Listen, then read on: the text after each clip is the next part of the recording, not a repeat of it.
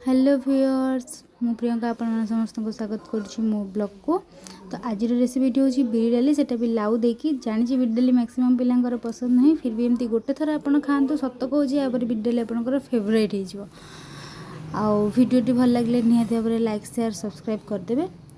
तो चलते भिडियोटी आरंभ करवा। तो बिरी डाली बनवाई मुझे नहीं 300 ग्राम बिरी डाली बिरी गोटा बिरी मु घर भी बिरी नहीं चोपा सहित जो बिरी थाए चूरी की मु जो पेशारे चूरी की धोईकी नहीं जी आप भल भाव में बाली तौक थाए तो बाली चना भी करदे।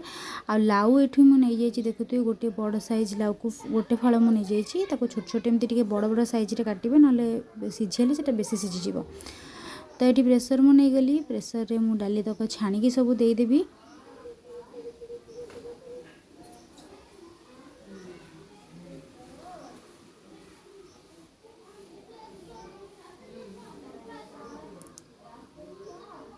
बिरीटी धोइला बेले भल भाव में धोइबे ना तौक बाली रही।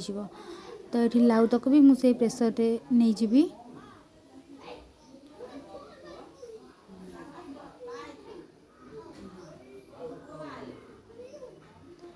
आउ से क्वांटिटी हिसाब से हमको पानी देवा पड़ो जेहेतु डाली अच्छी आ लाउ भी अच्छी तो टिके अधिक परिमाण में आप आंगुठी बुड़े देखिए आंगुठी जमी 1 इंच बुड़ुव से भाया हिसाब से क्वांटिटी आप पानी देवे। आधे लुण हलदी पकई ने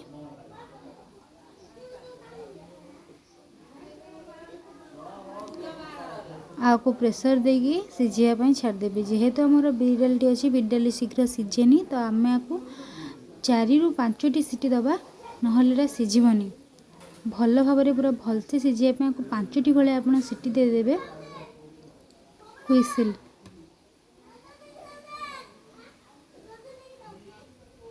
तो देखिपे ये मोर ऑलरेडी ये 6 नंबर हुइसिल थिला तो डाली ऑलरेडी मोर सीझीजी। तो ये मु डाली की फुटाइबा रसुण किसी नहीं जाइए 12 ରୁ 13टी कोला रसुण छड़े नहीं जाइए। फोड़न देवाई धला सोरिष आ शुखिला लंका 3 ରୁ 4टा छिड़ेकी मुझे नहीं। तो रसुण को मुझे कौन करी छेचिदेवे आप बाटेनि बाटिले अधिका हो माने छेचिदेले कौन हम आमर से दरदर पेस्ट रहिबो।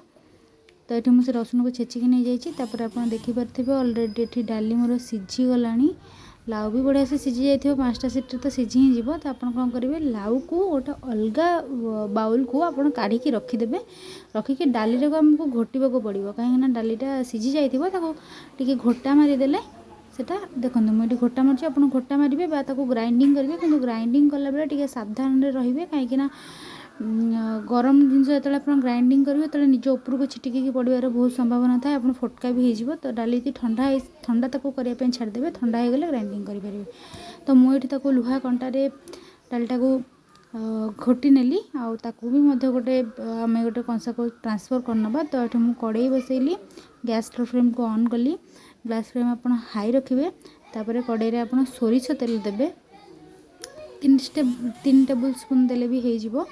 तो सोरष तेल पर मुझे सोरिष आ लंका को फोड़न देवाई छाड़देवी।